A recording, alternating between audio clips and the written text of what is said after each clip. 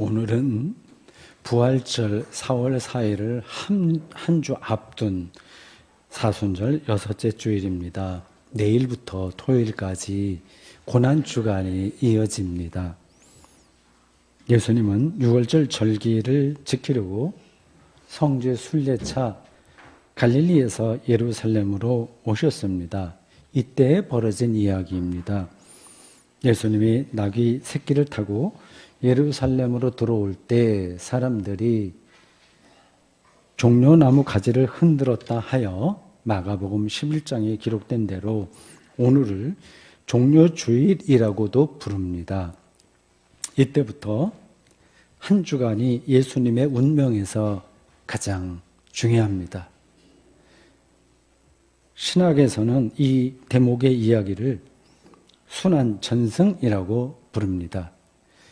순환전승의 앞권은 예수님이 체포당하고 재판받고 십자가 처형 선고를 받은 다음 그 처형이 집행되는 이야기입니다. 그 1년의 일은 목요일 밤부터 금요일 오후까지 만 하루가 채 되지 않는 시간에 신속하게 일어났습니다. 예수님이 체포당한 장소는 감람나무가 많다 해서 이름 붙여진 감람산 안에 있는 작은 동산 겟세마네입니다. 예수님이 겟세마네 동산에 머문 이유는 기도하기 위해서였습니다. 당시 예수님의 처지가 몹시 어려웠기에 기도하지 않을 수 없었습니다. 우리도 그렇죠. 예루살렘에 들어와서 예수님이 겪은 일들을 생각하면 그의 신상에 심각한 위기가 닥치리라고 하는 것을 누구나 예상할 수 있었습니다. 예를 들어서 예수님은 당대의 신학자라고 할 수 있는 서기관들을 공개적으로 비판했습니다. 그렇게 하면 위험한 일이거든요. 예루살렘 성전이 무너질 것이라는 말씀도 하셨습니다. 종교 권위에 대한 정면 도전입니다. 위험한 발언입니다. 묵시적 종말에 대해서도 말씀하셨습니다. 당시 종교 지도자들이 듣기 불편해하는 그런 내용이었습니다. 결국 대제사장들과 서기관들은 예수를 흉계로 잡아 죽일 방도 마가복음 14장 1절에 기록된 대로 그를 찾고 있었고 12제자의 하나인 가롯 요다는 그들에게 예수를 넘겨주겠다고 약속합니다. 오늘 본문 앞에 나오는 마가복음 14장 10절과 11절이 보도하는 내용입니다. 예수님은 이제 자신의 마지막을 준비해야만 했습니다. 제자들과 6월절 식사를 마지막 식사로 마친 다음 요즘도 그 사형수들 우리나라에서 사형수가 있긴 있으나 집행된 지는 아주 오래됐는데 옛날에 한 10여 년 전쯤까지는 아니면 몇 년 전인가 그때까지는 사형이 집행됐어요. 2000년대 들어와서는 사형 집행이 안 되는지 모르겠습니다. 미국에서는 계속 사형이 집행됩니다.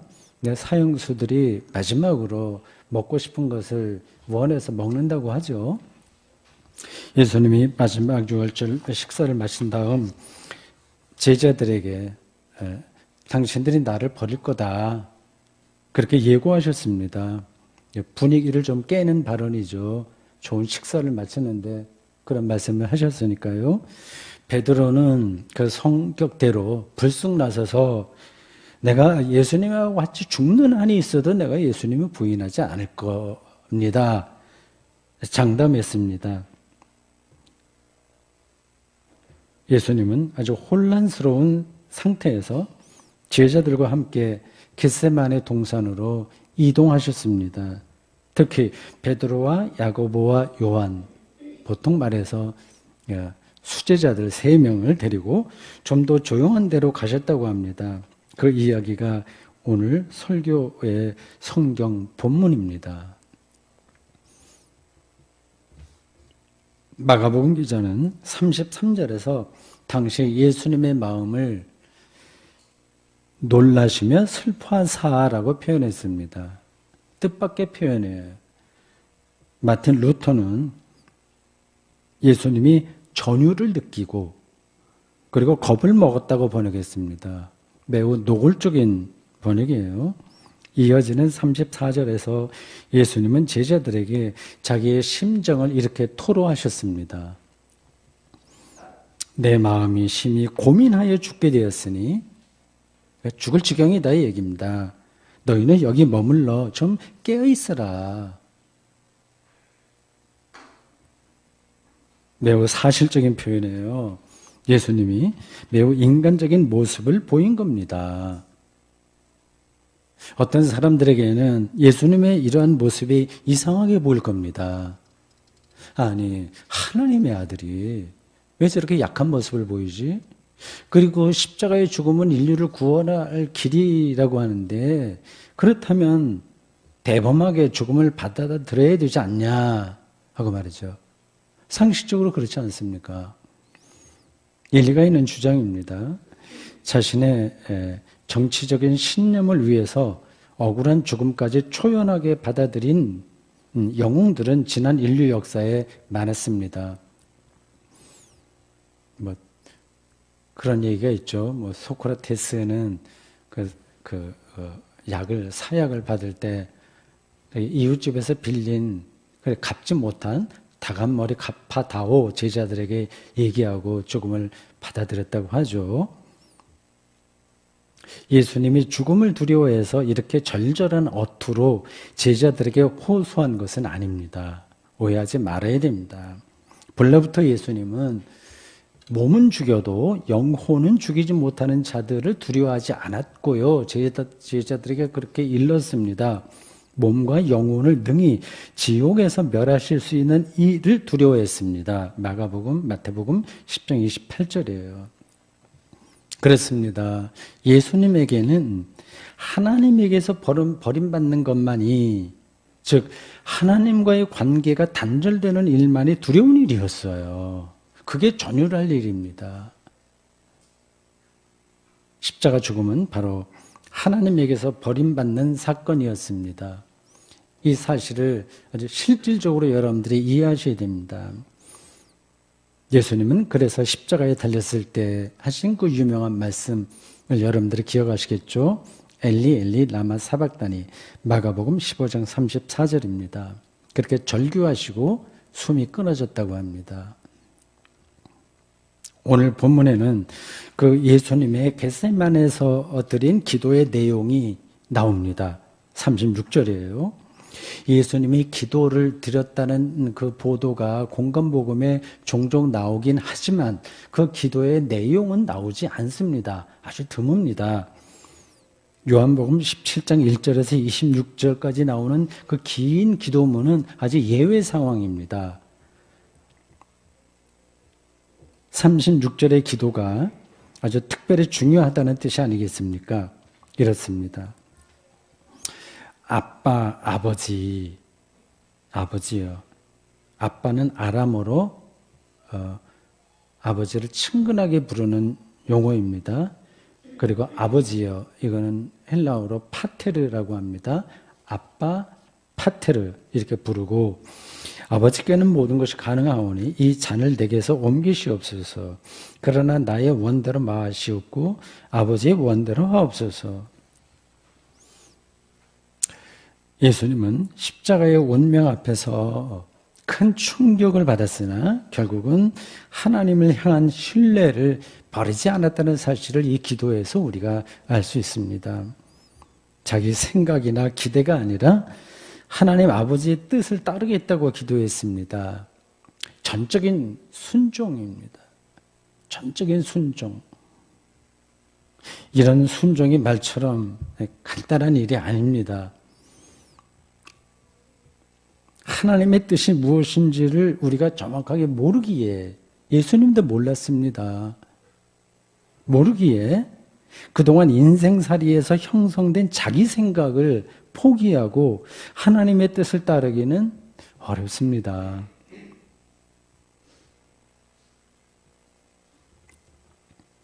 예를 들어 오늘날 가난한 자는 복되도다라는 예수님의 말씀을 믿기 힘들기도 하고 그 말씀대로 살기는 더더욱 힘든 것과 같습니다. 실감이 안 되는 거예요. 이런 점에서 기독교 신앙은 근본적으로 모험입니다. 자기 생각을 내려놓고 하나님의 뜻에, 우리가 아직은 확실하게 알지 못하는 그 뜻에 자기의 운명을 건다는 점에서 그렇습니다.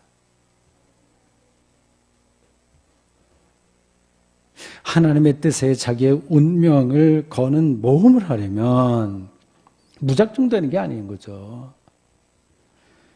하나님이 왜 신뢰할 만한 분인지를 먼저 분명하게 인식하고 느껴야 됩니다.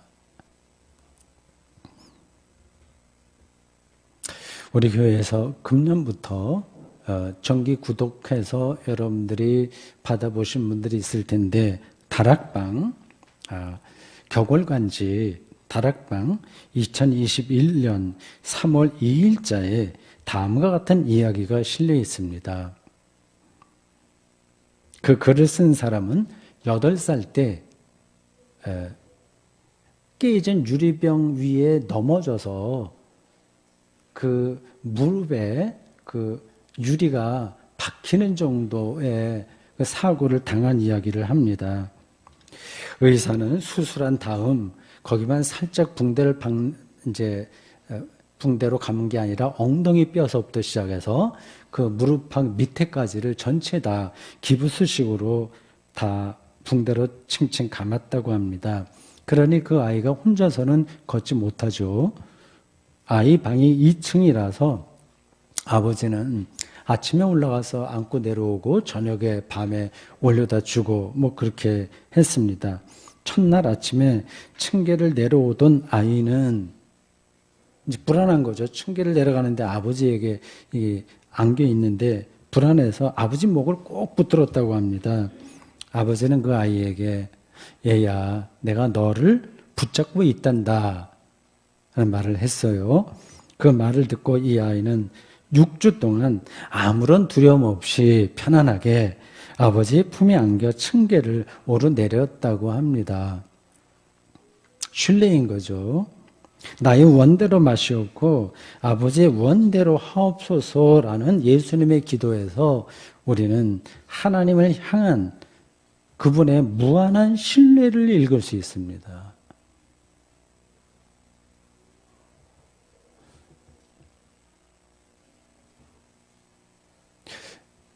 아무리 하나님을 신뢰하더라도 전율할 수밖에 없는 이 운명 앞에 놓인 사람에게는 옆에서 힘이 되어줄 사람이 필요하죠. 치료 가능성이 희박한 대수술을 앞둔 환자나 호스피스에 들어가서 죽음을 준비하는 이에게는 함께 해줄 가족이나 친구나 교우가 필요하듯이 말합니다. 예수님에게는 제자들이 바로 그런 사람들이었습니다. 3년 동안 같이 유랑하면서 하나님 나라를 선포했던 일종의 도반이라고 할 수 있는 제자들이 그 대상이었습니다. 예수님은 제자들에게 자신이 기도하는 동안 좀 깨어있으라. 그러니까 함께 해달라는 뜻이죠. 당부하셨습니다. 예수님은 기도하다가 3번이나 제자들에게 왔다고 합니다. 그럴 정도로 예수님의 영혼이 불안했다는 뜻일까요? 그럴 수 있죠. 그때마다 제자들은 잠에 취해 있었습니다. 그들은 마음으로는 정신 차리고 예수님에게 힘이 되어드리고 싶었으나 육신이 약해서 어쩔 수 없었습니다. 그것이 제자들의 적나라한 실존입니다. 오늘날의 한국 교회도 마찬가지 아니겠습니까? 개개인 기독교인도 마찬가지 아니겠습니까? 마음은 어느 쪽으로 가는데 여러 가지 다른 일들로 인해서 피곤하여 어쩔 수 없이 잠에 취해 있는 겁니다. 41절에 따르면 예수님은 세 번째로 오셔서 쓰러져 있는 제자들에게 이제 그만 자라, 그만 쉬어라 라고 말씀하셨습니다. 오늘 우리말 개역 개정 성경은 좀 오역 비슷하게 돼 있어요. 이렇게 돼 있죠. 이르시되 이제는 자고 쉬라. 이렇게 되면 더 쉬라는 뜻처럼 들리지 않습니까? 그게 아니라 이제는 충분하다. 그만 쉬어라. 그만 자라. 그 뜻입니다. 왜냐하면 예수님이 죄인의 손에 팔릴 결정적인 순간이 가까이 왔기 때문입니다. 42절에서 겟세마네 이야기는 이제 끝납니다. 이 구절은 예수님이 공생애 중에 제자들에게 하신 마지막 말씀이에요. 유언이라고도 할 수 있습니다. 우리가 예수님의 제자라면 선생님의 유언을 귀담아 듣고 그리고 영혼에 새겨야 하지 않겠습니까? 마지막 말씀이에요. 일어나라. 함께 가자. 보라. 나를 파는 자가 가까이 왔느니라. 감정이 전혀 들어가지 않은 아주 담백한 동사만 3개가 연달아 나옵니다. 일어나라. 함께 가자. 보라. 헬라어 성경도 똑같이 그렇게 나옵니다. 에게이레스테, 아고멘, 이두. 매우 인상 깊은 단어입니다. 여기에 제자들이 취해야 할 3가지 영적인 태도가 들어있습니다. 제가 그걸 설명하지 않아도 여러분들이 어떤 느낌으로는 벌써 아실 겁니다. 일어나라. 지금 제자들은 널브러져 있습니다. 죽을 지경이니 내 옆에 좀 깨어있으라는 예수님의 말씀을 들었어도 그들은 깨어있을 수가 없었습니다. 피곤하니까요. 우리의 일상도 제자들의 이런 상황과 비슷합니다. 생명의 본질이 무엇인지를 예민하게 살피고 생명 충만한 삶을 향해서 정신 차리고 나가야 되는데 일상의 과잉으로 피곤해져서 꼼짝할 수가 없습니다. 그 일상은 경쟁과 피로로 얼룩져 있습니다. 우리가 재미있다고 생각하는 일상도 과잉되면 우리의 삶을 훼손시킵니다. 일상의 과잉에 떨어지지 않고 균형을 맞춰서 살기는 이만저만 어려운 일이 아닙니다. 또 이 세상이 그렇게 흘러가기 때문에 그걸 거슬러서 우리 살기가 쉽지 않습니다. 정치만 해도 그렇습니다. 오늘 우리 사회에 나타나는 현상 중에 하나는 정치 과잉입니다. 모든 걸 지배하는 것 같아요. 근데 거기에 관심도 너무 많아요. 여야가 서로 정치적으로 경쟁하는 건 필요합니다. 이를 통해서 정치가 발전할 수 있어요. 실제 우리의 삶을 바꿀 수도 있습니다. 새로운 세상을 향한 경쟁과 논쟁을 한다면 좋겠으나 정략적으로 서로 헐뜯습니다. 발전이 없어요. 어떤 문제가 사회적으로 벌어졌을 때 이걸 어떻게 풀어가지를 진지하게 논의하지 않고 당신 때문이야 이런 주장만 가득 차 있습니다. 살벌한 거죠. 저는 오늘 대한민국의 정치가 국민의 영혼을 병들게 하는 게 아닌가 하는 생각이 자주 듭니다.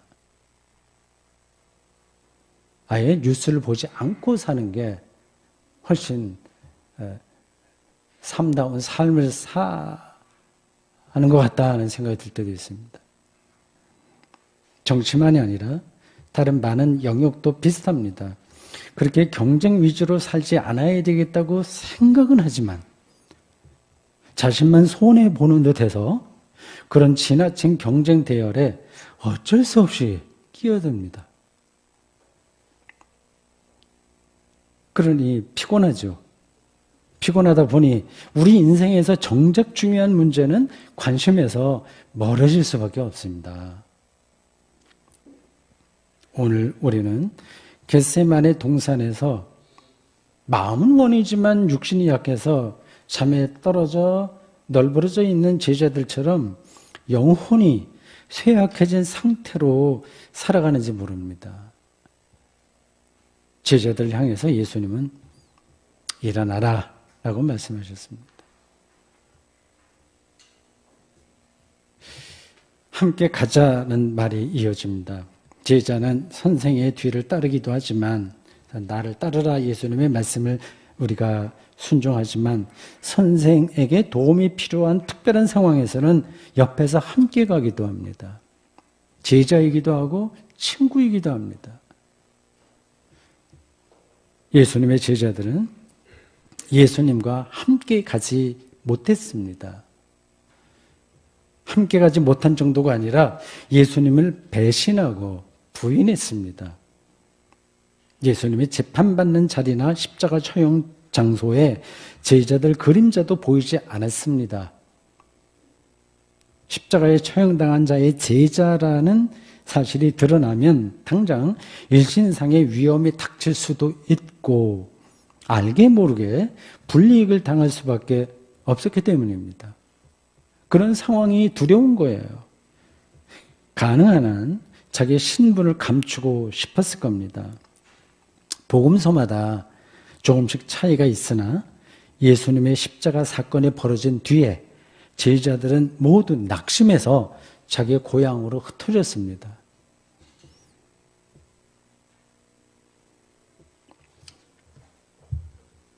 함께 가자라는 이 말씀은 기독교 신앙의 본질에 해당합니다. 기독교 신앙은 예수 잘 믿어서 이 세상에서 얼마나 복 많이 받고 편안하게 사냐 하는 거하고는 상관이 없습니다. 오직 한 가지 사실과만 연관됩니다. 예수님과 함께 가는 삶입니다.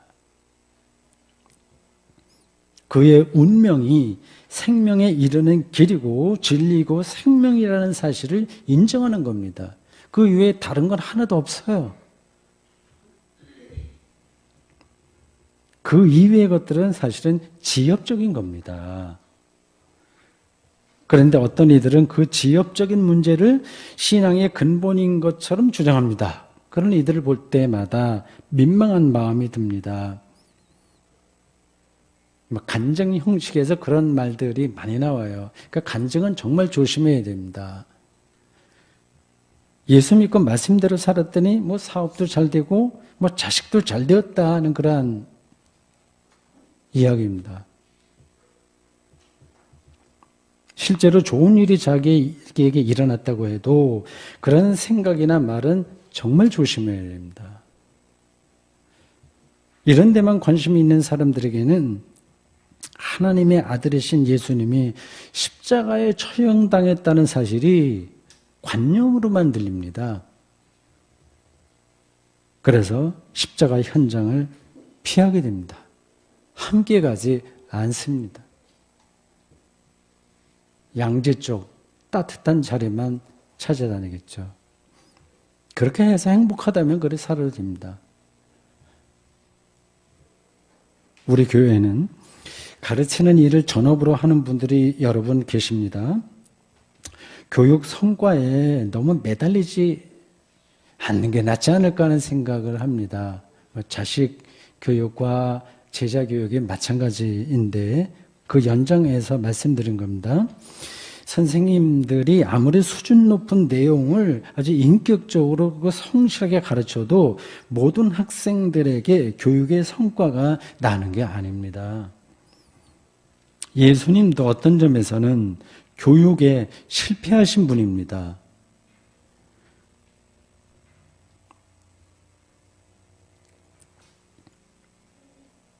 자식 교육이나 제자 교육에서 성과에 너무 치우치지 말고 그 교육의 본질에 가까이 가는 게 최선이 아니겠습니까?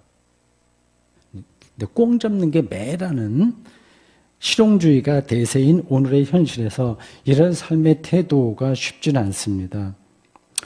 쉽지 않아도 그게 함께 가야 할 길이라는 사실을 아는 사람은 흔들리지 않고 흔들렸다고 하더라도 다시 중심을 잡고 그 길을 갈 겁니다. 예수님이 지쳐 쓰러진 제자들에게 함께 가자 라고 말씀하셨다는 사실을 여러분들은 기억해 두십시오.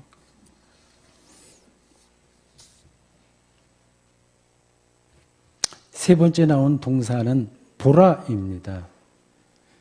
제자들이 잠에서 깨어 일어나서 예수님과 함께 가야 하는 이유는 예수님에게 지금 어떤 결정적인 일이 일어났기 때문입니다.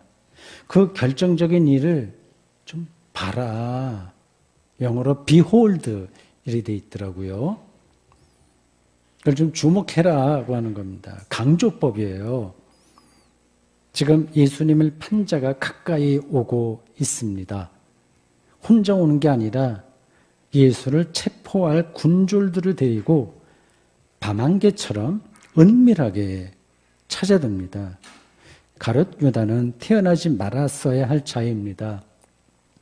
그런데 역설적으로 그를 통해서 인간 역사의 폭력성이 숨지 못하고 드러납니다. 유다의 배반은 당시 최고 세련된 종교 집단인 사내들인의 속사를 드러냈고 나아가 최고 정치 권력인 로마 사법부의 치명적인 한계를 드러냈습니다. 차라리 잘된 일입니다. 이로 인해서 인간 문명의 자기 구원에 대한 인간 문명의 자기 구원에 대한 자기 완성에 대한 갈망이 얼마나 취약한지를 우리가 알게 되었으니 말입니다. 유대교회의 사내들이는 유대 사회의 최고 법정입니다. 오늘의 대법원이나 헌법재판소라고 해도 됩니다. 이런 조직을 우리는 문명사회의 특징이라고 말합니다. 그들은 자신들에게 하나님의 정의와 진리가 주어졌다고 생각했습니다. 그런데 그들은 하나님의 아들인 예수를 신성 모독자로 선고했어요. 하나님의 정의와 진리라는 이름으로 오히려 하나님의 정의와 진리를 왜곡한 겁니다. 당시 유대 지역의 로마 총독부는 빌라도로 대표되는 그 총독부는 유대 지역의 실질적인 행정부입니다. 오늘날 청와대나 검찰이라고 봐도 됩니다. 그들은 국가의 정의와 진리를 자신들이 지킨다고 생각했습니다. 지키는 일도 있었겠죠. 도둑도 잡고 강도도 잡고 했겠죠.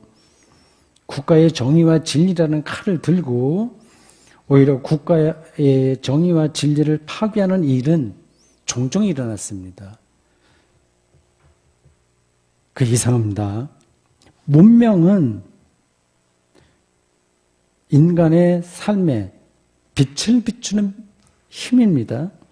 정치, 경제, 문화, 과학, 교육, 의술의 발전으로 인간 문명이 지금 최고조에 오르고 있습니다. 이런 문명권에 사는 우리는 원시림에서 문명과 담을 쌓고 사는 원주민들을 무시합니다. 완전히 비문명 그렇게 생각합니다. 그런데 인간 문명은 종종 인간을 미몽에 떨어뜨립니다. 빛이 아니라 오히려 어둠으로 역사합니다. 폭력적으로 만듭니다. 근데 이게 이상한 일이 아닙니다. 바로 앞에서는 제가 이상하다고 했는데 아주 자연스러운 일입니다. 문명도 사람이 만든 거예요. 근데 사람의 본질에는 죄가 내재해 있습니다. 그 숨어 있다가 어느 계기가 되면 폭력성으로 나타납니다. 사람이 변하지 않는데 문명이 어떻게 변하겠습니까? 제자들은 오늘도 나를 파는 자가, 하나님의 아들을 팔고 죽이는 자가 가까이 오는 순간을 주목할 수 있어야 됩니다. 오늘 우리의 삶에서 그 순간이 무엇인지를 제가 일일이 설명하지 않아도 느끼시는 분들은 느낄 겁니다. 제자들에게 주신 이 예수님의 말씀이 그냥 소소한 일상을 살아가는 우리에게는 별로 상관없는 얘기 아닌가? 그렇게 생각하는 분들이 계시겠지만 그렇지 않습니다. 일어나라, 함께 가자, 보라라는 예수님의 말씀은 우리의 운명을 결정짓는 근거, 단초입니다. 우리 기독교인의 인생살이에서 이보다 더 중요하고 실질적인 근거와 말씀은 없습니다. 단언해서 그렇게 말씀드릴 수 있습니다. 다른 일들, 즉 돈벌이와 취미생활 등등은 우리 삶의 도구지만 예수의 제자가 되는 것은 삶의 본질이기 때문입니다.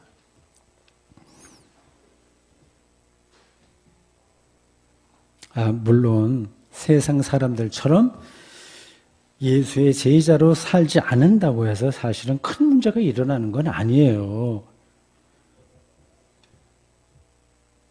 자기가 열심히 노력하거나 또 운이 좋으면 나름으로 풍족하게 먹고 살고 본인이 원하는 오락을 즐기면서 또 나름으로 또 세상에 공헌하고 평화롭게 살 수 있습니다. 그렇게 살고 싶은 분들은 그렇게 살아도 됩니다. 걱정하지 마십시오. 그러나 하나님이 예수 그리스도를 통해서 행하신 몸의 부활과 영원한 생명은, 즉 부활 생명은 누릴 수 없다는 사실만은 기억해 두십시오. 아멘.